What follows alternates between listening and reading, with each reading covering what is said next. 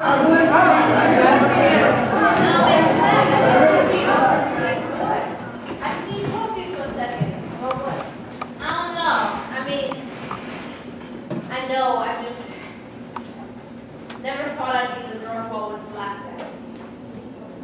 girl who on her back consumed the night, harvest all moon and darkness round, she can only give way to sun. I can't do this, Tiffany. I can't mother a child. I don't see this as light nor gift. All I see this as is mourning and burden. I'm pregnant. 8 weeks.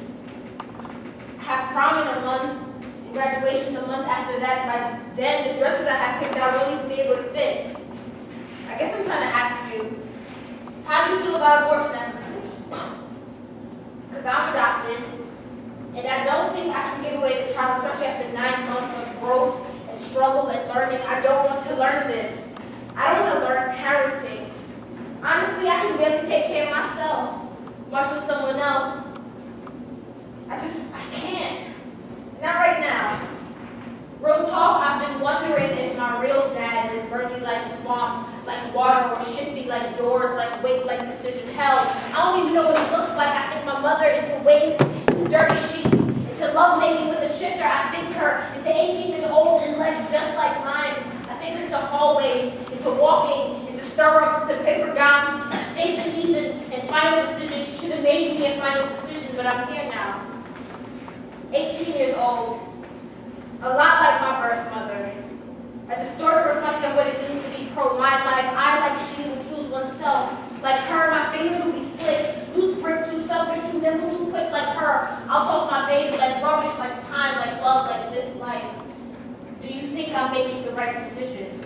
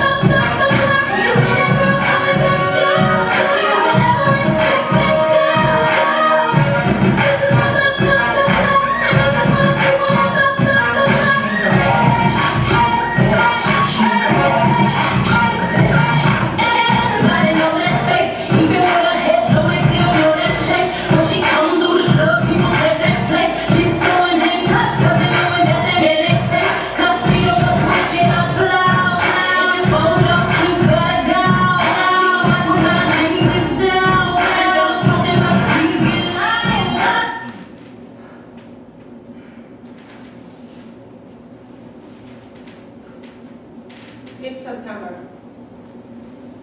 My spotlight will be in the last row, last seat. The winner's den smells like lions. All eyes on me.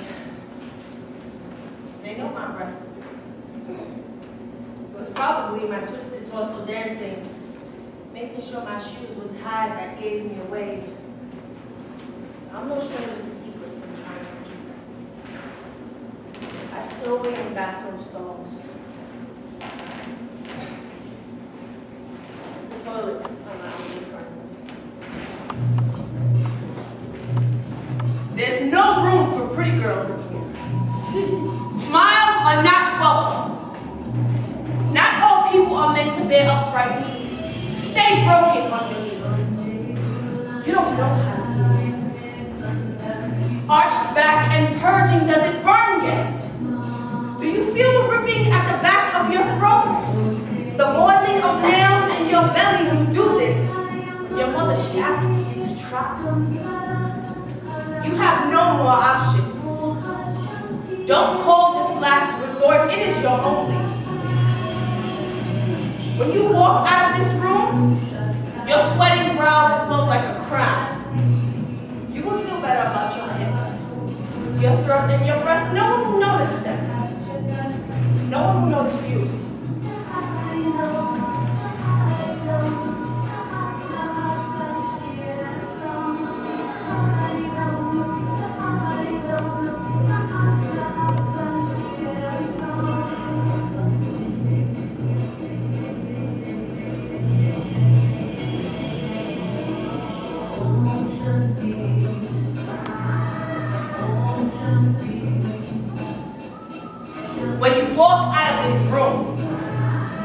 wedding brow will glow like a crown. You will feel better about your hips, your throat, and your breasts. No one will notice them, because no one will notice you or your secrets. Little girl, you may never be pretty enough for the world or for happiness. All you've got is this toilet.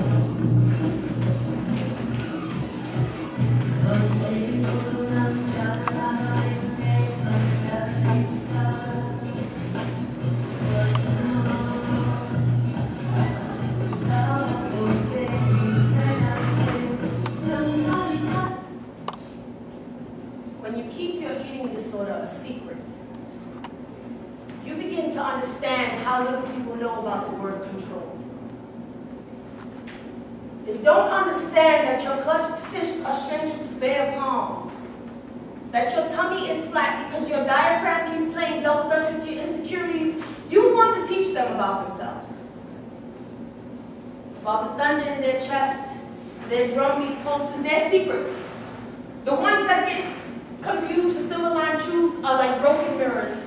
They have hands that will rip you apart at the seams. Never trust what your eyes have given you. You know nothing about control until you pray to a toilet. Until you grip porcelain like rosaries, and bathroom gods are the only ones teaching you how to wear your skin, like deception and shame. People like you will never understand what it's like to be in control, because people like me will never speak on how secrets and mirrors can ruin you. You don't have to let them. You just have to keep yourself out of storybooks and imagination. Wars between reality and reflection create broken girls with broken spines, standing upright on a stage, all hands, no heart, just voice box and bravery. Well, it's not a decision for me to help you make. It's just not my place. I understand. I do. I'll tell you this, though.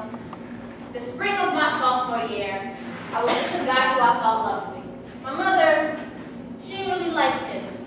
She had eyes like a sin. She could see that his heart was abyss, lost, sand, and grapes. She didn't like how free fall, how raw flesh he made me. She knew that he played butcher the nights he said he loved me.